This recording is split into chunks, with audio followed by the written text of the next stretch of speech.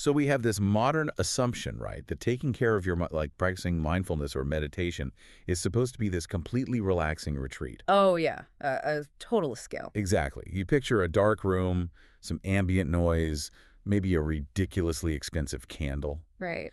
And the whole goal is basically to build a mental panic room where you can just lock the door and finally hide from your stressful life, hide from your inbox or, the people who annoy you. It's totally the instinct to insulate. I mean, we treat the mind like it's this incredibly fragile thing that needs to be swaddled in bubble wrap. Yeah. Like it has to be kept far, far away from all the sharp edges of reality. But the stack of sources we are looking at for our deep dive today completely demolishes that idea. It is wild. It really is a paradigm shift. So what we have is a translation of a 10th century Indian Buddhist text. It's called The Wheel of Sharp Weapons by the Master Dharmarakshita. Such an intense title, right? Yeah. Oh, it's so good. And we're looking at that alongside some modern commentary by Lama Rinchen and even throwing in some recent clinical psychology studies on boredom. Which connect in a really surprising way. They really do. So our mission for this deep dive is to basically shatter this spade myth of meditation. Because this ancient manual, it argues that true mental freedom is not about avoiding toxic situations at all. No, not even a little bit. It's actually a tactical guide.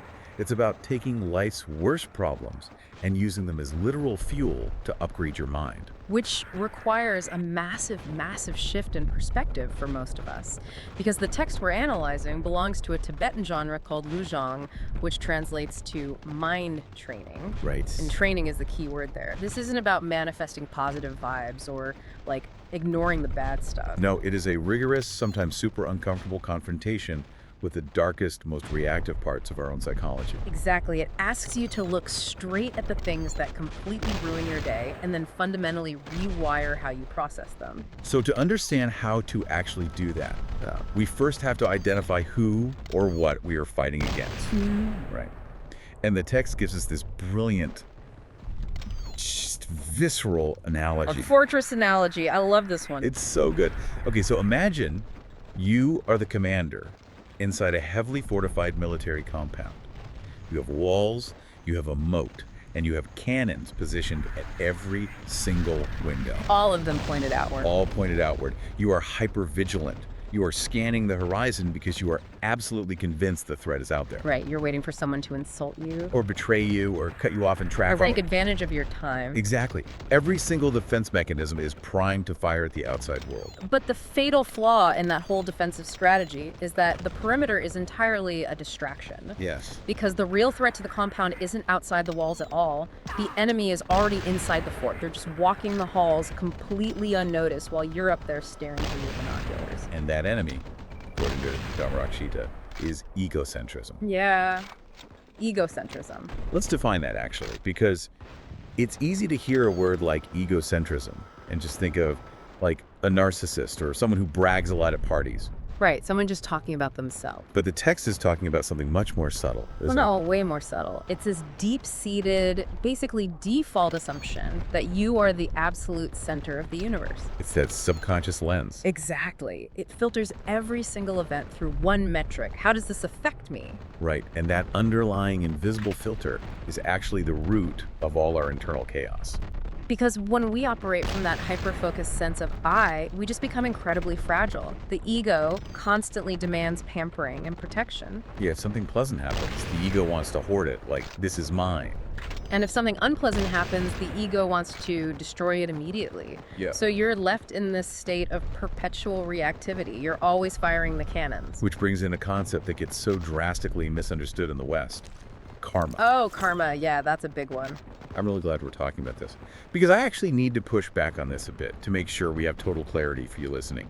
Usually when people say, that's karma, they mean it like some sort of cosmic payback. Like a judge in the sky handing down a sentence. Exactly. Like if I get a flat tire on Tuesday, it's because I was rude to a barista 3 years ago. Right. But the commentary from Lama Rinchen clarifies that karma literally just means action or movement. It is strictly a law of cause and effect. Yeah, the mechanics of it are purely psychological and behavioral. It's not magic. The text breaks our suffering down into a really specific sequence. Okay, let's unpack that. So first, there is the raw event, the actual distress we encounter in the world. Like getting yelled at. Right. Second, there is the action we take in response to it. And third, and this is the crucial part, there is the distorted internal state, like anger or jealousy, that triggered our action. Karma is the momentum generated by that internal state. When your ego feels threatened, you operate from a place of internal chaos, and you inevitably take toxic actions that create outward ripples. Okay, but let me challenge the practical application of this for a second. Yeah. Let's say I have a coworker who is just consistently undermining me or, I don't know, verbally attacking me in meetings. Sure. If I'm reading this text, is it telling me that their toxic behavior is my fault? Because that skirts dangerously close to victim blaming. I get why you'd say that, and it's a super crucial distinction to make. But no, the text absolutely does not advocate for victim blaming. Okay, good. Let's look at the mechanics of that exact interaction.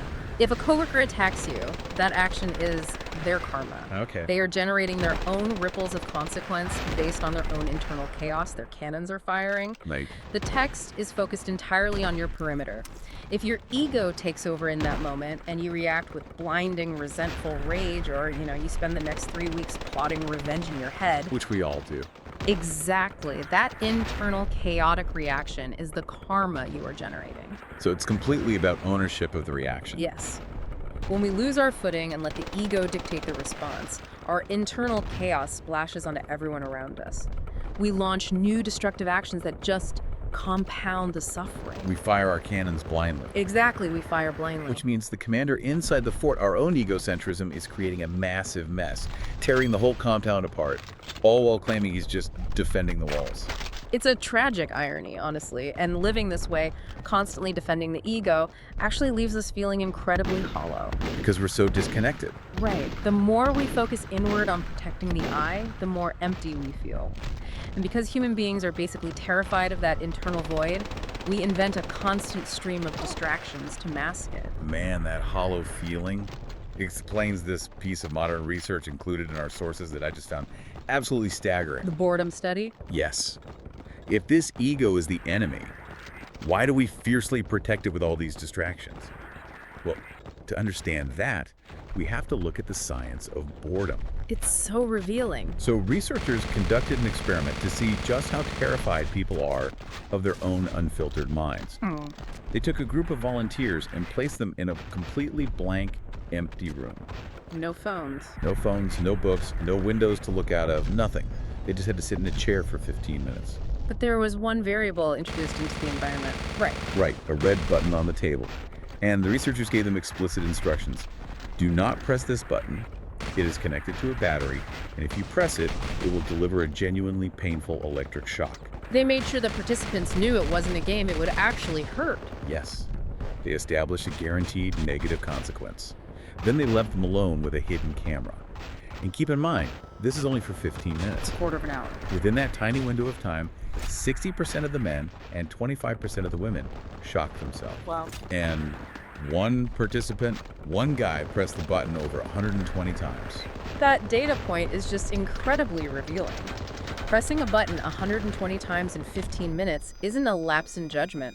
No. It is a frantic, desperate attempt to escape the silence. We would literally rather subject ourselves to physical pain than sit alone with the emptiness of our own egocentric minds. It's wild. The source material actually compares it to a kid with a loose baby tooth. You know that wiggling the tooth sends a sharp, sickening pain up into your gums? Oh yeah, I remember that. But you sit there in class just pushing it with your tongue over and over again because the painful stimulation is somehow preferable to feeling nothing at all. And when you scale that childhood habit up to adulthood, it dictates almost all of our behavior. Totally. When we lack mental training, we panic in the absence of stimulation. If the phone battery dies or the room goes quiet, the mind just starts frantically searching for something to chew on. We'll voluntarily dig up some bitter memory from a decade ago and replay it, just to generate an emotional response. Right. We consume experiences, outrage, and worldly pleasures simply to avoid the uncomfortable reality of what's happening inside the fort. The analogy Lama Rinchen uses for this is so brilliant. He says, we chase these worldly pleasures like a person at a carnival chasing a massive cloud of cotton candy. Yes. Like, from a distance, it looks incredible. It's huge, it's glowing, it takes up your whole field of vision.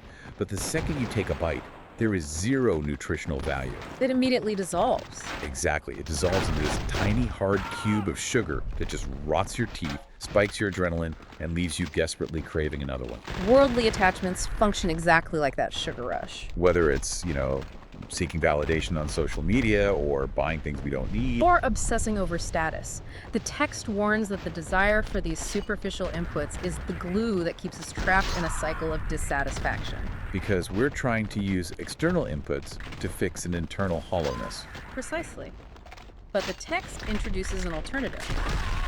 It describes a type of practitioner, a spiritual warrior, known as a bodhisattva, who has actively dismantled this ego-centric. Right, so because they aren't hollow inside, they don't have that frantic need to consume.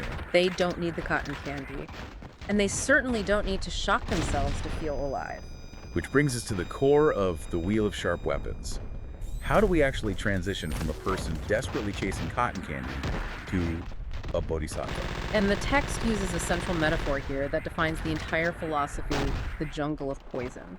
We have to look at the difference between crows and peacocks. This is one of the most striking images in Buddhist literature, honestly. It really is. So in ancient Indian mythology, there is this belief that peacocks intentionally roam deep into hostile, toxic jungles to eat virulent, poisonous plants. Plants that would kill anything else. Right. If any other animal ate these plants, they'd drop dead instantly.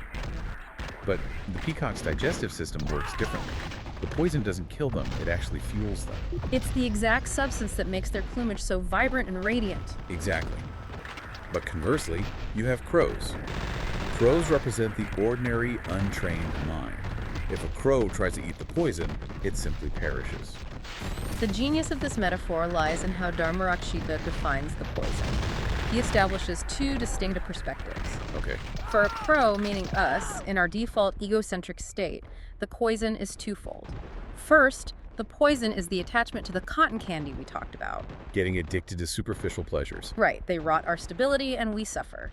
Second, the poison is the actual hostility of the world. Okay, so when a crow faces injustice, tragedy, or even just a bad day at work, it is crushed. It wants to flee to that safe little spa day meditation room to hide. But the peacock operates in a completely different framework.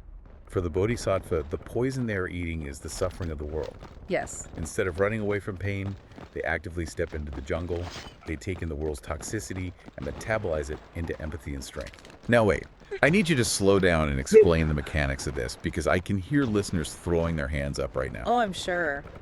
If my boss yells at me, and I decide to just absorb his toxic anger instead of defending myself, I'm not going to get vibrant plumage. I'm going to get an ulcer. Right. I'm going to get burnt out and traumatized. So how does a person consume suffering without it just destroying their mental health? That is the pivotal question. And to answer it, we have to look at a real-world example from our sources, the Dalai Lama. Okay. He lives in exile in northern India, and for decades, Tibetan refugees have crossed the Himalayas on foot, enduring freezing temperatures and extreme danger to escape oppression. And when they finally arrive, many are granted an audience with him. Right. They sit in a room with him and recount the most horrific, traumatic experiences imaginable. Torture, loss of family, absolute brutality. Yeah. Day in and day out. Now consider the mechanics of a normal mind, a crow sitting in that chair listening to all of that. It would be too much. A normal person absorbing that much trauma would hit a breaking point. They would either become entirely cynical and detached just to protect their sanity, or they'd be crushed by depression. They'd conclude the world is irredeemably evil. The toxicity would destroy them. Because they internalize it. Exactly.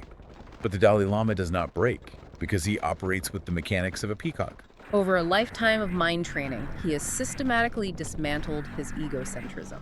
He doesn't have that defensive ego sitting in the center of his mind trying to own the pain. Yes, he can listen to the worst atrocities, and instead of toxifying him, the experience expands his compassion. He actually grows more joyous and more resilient. The Lama Rinchen commentary provides an analogy that perfectly explains why the normal person gets crushed, and it all has to do with this idea of ownership. The feudal lord analogy. Yes, think about a feudal lord in ancient times.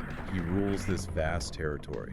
If a peasant discovers a silver mine on a random hill anywhere in that territory, there is zero chance the lord doesn't claim it. She rides out immediately. He rides out and says, "That land is mine. Those workers are mine, and that silver is mine. He assumes ownership of everything in his field of vision. And our untrained ego functions exactly like that feudal lord. It really does.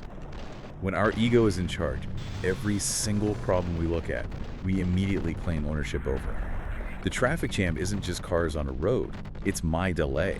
The coworker's bad mood isn't about their life, it's an insult directed at me. We say, this is mine to suffer over.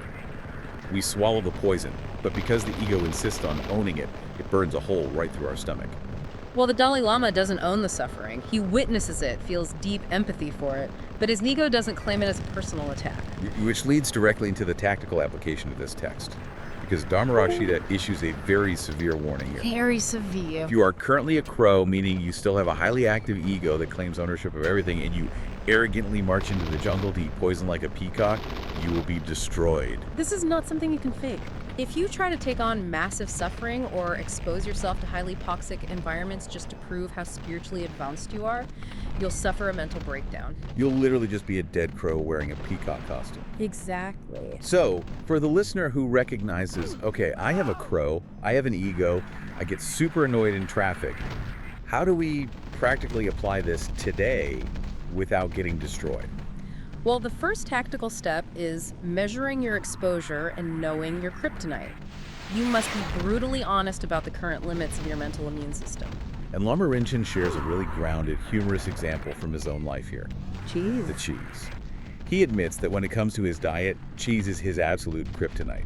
If he is in the same room as a block of cheese, his discipline just collapses. It is a poison he currently cannot digest without it taking over his mind. Therefore, his strategy is simple: keep a safe distance from the cheese. But he also notes that he could sit next to an open bottle of whiskey for 10 years and not feel a single craving. It presents zero threat to his internal stability. Right.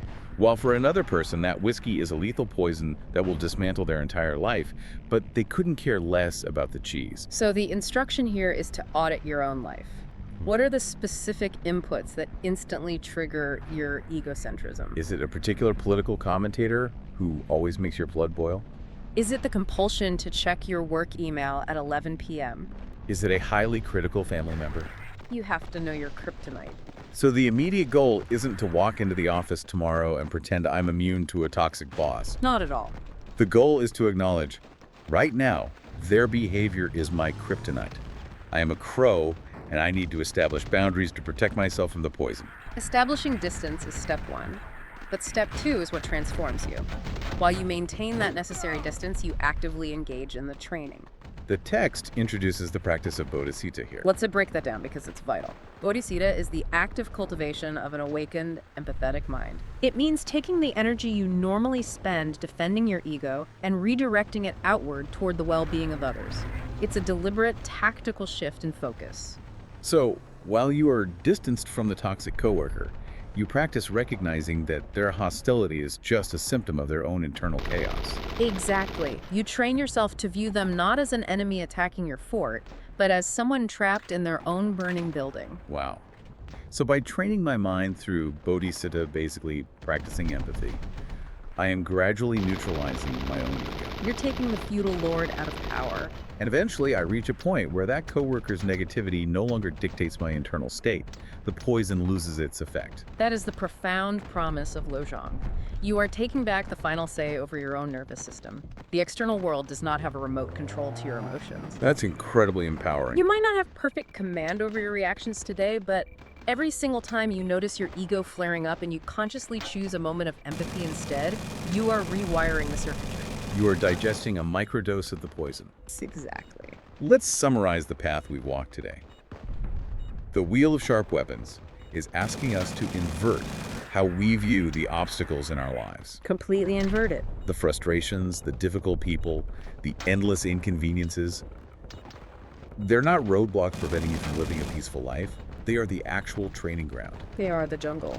But you cannot use them as fuel until you pull your attention away from the perimeter, stop pointing your cannons outward, and recognize the commander of egocentrism inside your own walls. You have to respect your current limits, know whether you are a crow or a peacock, and slowly build your immunity. The ultimate realization here is that true freedom does not require the world to behave exactly as you want it to. True freedom starts the moment you understand that regardless of the storm outside the walls, you alone decide the climate inside the fort. Beautifully put. So the next time you feel the urge to retreat to that safe little meditation room to hide from the world, remember that this text is offering you a much braver alternative. Instead of hiding from the poison, you can learn to metabolize it. It's a game changer. It really is. But before we wrap up this deep dive, I wanted to leave you with one final, deeply provocative question raised by these sources. Oh, yeah. It is a question that challenges the entire foundation of our modern culture of self-care. Dharmarakshita claims that the suffocating misery of an ordinary person comes entirely from an obsession with themselves, while the immense, unshakable joy of a bodhisattva comes from obsessing over the well-being of others. Dedicating your energy to others is the exact mechanism that strips the ego of its armor. So if that ancient premise is true, what would happen to your own personal anxieties today, right now, if you took all the mental energy you spend worrying about yourself and fully dedicated it to solving someone else's problem? Are modern epidemics of anxiety simply the result of having way too much time to stare at ourselves? It's something to think about. Step into the jungle.